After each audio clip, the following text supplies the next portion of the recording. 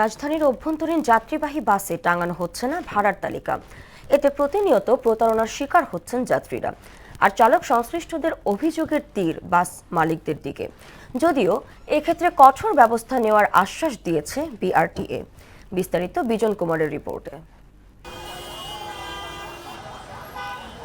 আইন আছে কিন্তু প্রয়োগ নেই, দুর্ভোগ আছে প্রতিকারের ব্যবস্থা নেই। এমন বাস্তবতায় প্রতিনিয়ত ছুটে চলছে ঢাকার অভ্যন্তরীণ বাস ও যাত্রীরা। যাত্রীবাহী বাসে টাঙানো হয় না ভাড়ার তালিকা, এতে প্রতিনিয়ত প্রতারণার শিকার হচ্ছেন যাত্রীরা। আমরা যারা ঢাকায় আসি প্রথম তাদের কাছে হচ্ছে একটু এক্সট্রা চার্জ করে, ওরা ওদের মতো করে ভাড়া নেয়। আমরা তো স্টুডেন্ট হিসেবে যেহেতু আসি, আমরা সবসময় 15 টাকা করে আসি, আজকে সেই জায়গায় 30 টাকা করে রাখা হয়েছে। ওরা তো মনে করেন সবসময় মার্কেটিং করে, এরকমই আর কি, সমস্যা শেষ নাই। বাংলাদেশ সড়ক পরিবহন আইন 2018-র 34-এর 3 ধারা অনুযায়ী প্রতিটি গণপরিবহনে সহজে দৃশ্যমান স্থানে ভাড়ার তালিকা টাঙানোর বাধ্যবাধকতা রয়েছে, কিন্তু বাস্তব চিত্র উল্টো। আমাদের থেকে যে ভাড়াটা নেয় আমরা আসলে সেই চার্টটা দেখতে পাচ্ছি না, এখানে কোথাও লেখা নাই। মূল্য তালিকা ঠিকমতো গাড়ির ভিতরে রাখলে সবার জন্য সুবিধা হয়, তা না হলে তো গ্যাঞ্জাম লাগে।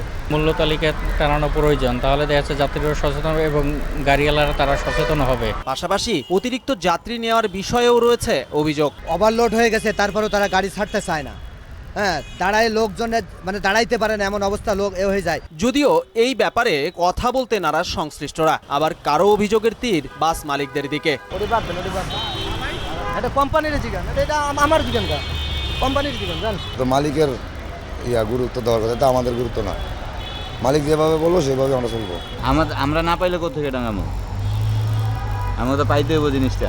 বিশেষজ্ঞরা বলছেন, যাত্রীদের পকেট কাটতেই এমন পন্থা অবলম্বন করেন মালিক এবং সংশ্লিষ্টরা। মূল্য তালিকা যদি আপনি টাঙিয়ে রাখা হয়, তাহলে আমরা ভাড়া নিয়ে যে নৈরাজ্য দেখি গণপরিবহনে, সেই নৈরাজ্য তো করা যাবে না। তবে এক্ষেত্রে আইনের কঠোর প্রয়োগের আশ্বাস দিয়েছে বাংলাদেশ সড়ক পরিবহন কর্তৃপক্ষ। কঠোরভাবে এই নির্দেশনা পালনের জন্য একটা সার্কুলার দিয়ে দিব। আমাদের যে নির্ধারিত ভাড়ার চার্ট আছে এটা টাঙিয়ে রাখতে হবে। একদিকে অতিরিক্ত ভাড়া নেয়ার প্রবণতা, অন্যদিকে যাত্রীদের কম ভাড়া দেওয়ার চেষ্টা। প্রতারণা এড়াতে ভাড়ার তালিকা টাঙানোর পাশাপাশি সদিচ্ছার সমন্বয় অত্যন্ত জরুরি বলেও দাবি বিআরটিএর। বিজন কুমার, মোহনা সংবাদ, ঢাকা।